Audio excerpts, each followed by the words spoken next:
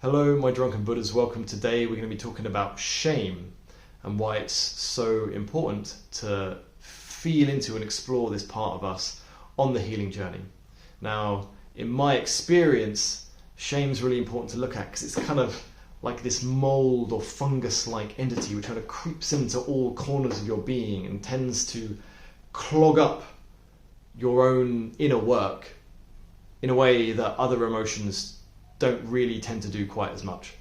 And in this video, that's what I'm going to be exploring, some of the ways it does that, and how when you start to work with that shame, it almost like sort of lubricates the cogs and wheels of that inner work and allows it to flow a little bit more. So there are still the ups and downs, but it's easier to ride that roller coaster, right? Because there's less kind of like personal investment. That sense of shame makes all the ups and all the downs feel very personal. Everything that's arising in you, the different thoughts, feelings, it all feels like, oh, that shouldn't be happening, why is that there? Whereas when there's less shame, there's much more space and openness for these different things to arise, which gives you a slightly sort of a easier journey through through your own path or along your own path. So let's get into those 4 reasons.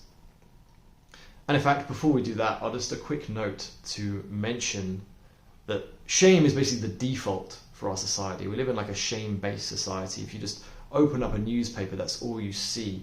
All the articles are just like shaming this person, shaming that person, shaming those people over there. It's basically how our society has learned to try to make other people do things, to motivate other people. It's just by shaming them. You may have noticed in your own life, your parents, your teachers, their main weapon was just shame, to try and control and manipulate you and change you. And so we learn that that's how we control and manipulate and change and transform ourselves. And from that comes a lot of suffering, which is why I'm shooting this video. So the first reason is kind of what I just alluded to, is that when there's a lot of shame present, it makes our inner work come from a really negatively motivated place. So it's a sense, oh, I'm not good enough, and we try and like hate ourselves and shame ourselves into doing the work so we can become better. And this is just incredibly painful, firstly, and also it tends to perpetuate that cycle of shame. It deepens it, that sense of deficiency. Even if we force ourselves to do some work and we make some progress in some areas, like we're still not seeing this bigger loop of shame. It's just sort of wearing itself or grooving itself ever deeper. So even if we make progress in areas, we'll still just feel more and more ashamed of ourselves, essentially. And as you start to work with that shame, conversely, you can start to come to the inner work more from a place of self-love and kindness. You kind of recognize or discern that this is simply what's best for you. And that's why you do it. It's just an act of self-love and kindness to do some inner work, rather than just like, oh, I'm just not good enough, I'm going to shame myself into it. Now, the second reason is that the shame creates resistance to many of the parts of us that feel lacking or deficient. So a really good example of this is like addictions, for example. So everyone has addictive compulsive behaviors of some kind, and if you're trying to work with them, if you're very aware of them, often there's a tendency to feel a lot of shame after you've engaged in those behaviors. So say it's biscuits, for example, you just eat a whole pack of biscuits, there's that whole shame spiral that comes afterwards. And that just adds another layer of tension, which then makes you want to eat even more biscuits. So it's kind of counterproductive. It's tricky to get out of, but what I'm pointing to here is the way that shame will intensify all these different cycles, the different parts of us that feel lacking or deficient. They'll come up, and we'll start to push them down. We'll just feel more and more ashamed of the fact that we don't feel good enough. We're ashamed of the fact that we feel unlovable. We're ashamed of the fact that we're ashamed. And this is how it clogs up the works, is because no matter what comes up within you, there's like this shame around it, which stops it from moving and stops you from going there, prevents it from coming up, being seen, being felt. All these things wants to come up, it's like they have to get pushed down because we just feel it's like, oh, that shouldn't be there, that shouldn't be there, that shouldn't be there, that shouldn't be there. And so that's the clogging up. But as you start to work with the shame, there's a lot more freedom for these different parts of you to come up, and it doesn't feel quite so personal. It's like there's this part of you that comes up that feels not good enough. It's like, oh, that's interesting. There's this part of you that comes up that wants to like murder somebody. You're like, oh, that's very interesting. It's like, how'd you get there? You know, and it doesn't feel quite so personal. Or with addictions in my own life, I've noticed I've got many compulsive behaviors that still operate, particularly with sugar and coffee. But the waves just come and go much more easily. There's much less narrative and sort of shaming when I do eat too much sugar or drink too much coffee or whatever. It's just less of a thing. I don't distinguish as much between like I am engaged in addictive behavior or I'm not being engaging in addictive behavior. That distinction tends to relax. Which actually helps you, then gives you a bit more space to actually work with what's driving it, ironically. The third point is the way, it's kind of similar to point 2, but the way it stops you from fully embodying your emotions. So we feel ashamed if anger comes up or sadness comes up or fear comes up. It's like we shouldn't be feeling angry, we shouldn't be feeling sad, we shouldn't be feeling fear.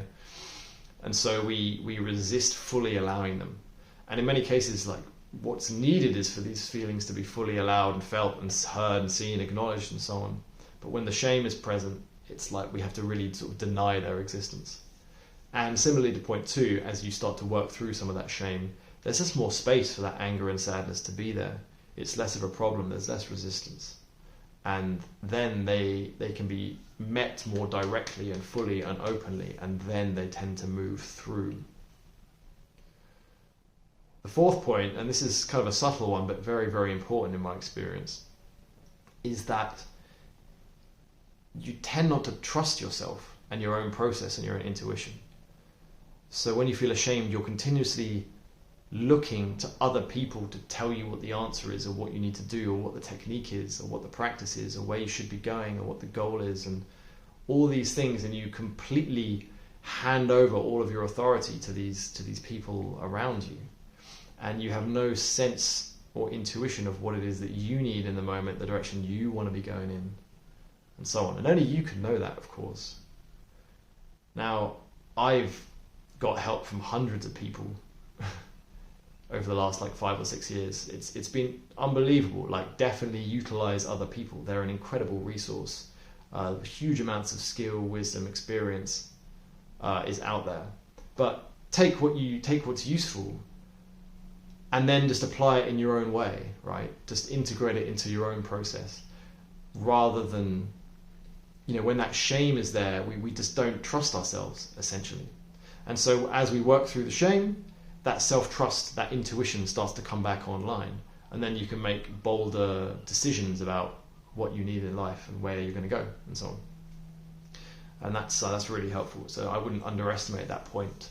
It's very hard to feel really satisfied in life if you don't trust yourself, right? How could you?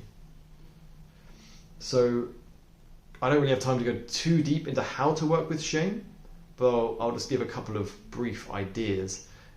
It's composed of 2 parts. Firstly, there is sort of the unconscious beliefs part. So there's always an identity or identities at the core, some sense of I'm unlovable, I'm not good enough, I'm weak, I'm worthless. And then there's the somatic emotional component, which is that energy that comes up in the body. So when you feel ashamed, there's this sense of I'm pathetic, and there's that sort of icky feeling maybe in the chest, and sort of the shoulders want to come in, you want to get small and hide. And so essentially the way to work through some of that shame is bringing it up, inviting it in, and ensuring that you're resourced enough to be able to contain it and hold it, and then sort of opening to it and just letting that part of you feel ashamed. It's really leaning into that shame, letting yourself just get pierced by it. One way of really sort of bringing this up or intensifying it is to imagine people around you, actually, because shame above all wants to hide. It doesn't want to be seen. That's its biggest fear is being seen. So if you have this story like, oh, I'm not good enough, imagine all these different people outside you sort of seeing that you're not good enough, to seeing you completely, and you can feel that shame arising. Now, it's important to make sure you're well resourced enough for this. I've talked about resourcing in other videos, so that you can you have that capacity to be with the shame. It's not too much for your nervous system. So I'll put a link in the video in the description to my sort of resourcing video. You can have a look at that. And you will also have to work with resistance and repression of the shame as well, which again, is a huge topic. But just watch out for those parts that are resisting the shame, pressing it, not letting it be seen or felt, and then you can kind of use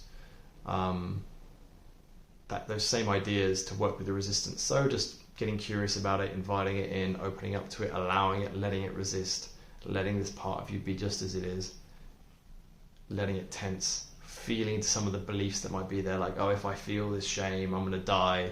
If I feel this shame, like, I'll get stuck there forever. It's like just seeing that activity of resistance, feeling into it, exploring it, is what can then help it to relax, move through, and then the shame has a bit more space to come up. Lots more to say on all those topics, but I think I'll leave it there for today. So I do work one-on-one with people, helping them, facilitating them, guiding them through their own experience of their body and mind, to help them to uncover and process some of these deeper feelings that are causing suffering, like shame. So if that sounds interesting, just give me a shout, hit me up on my website. You can book a free call there for a friendly chat. And I hope this was helpful, and I'll see you later.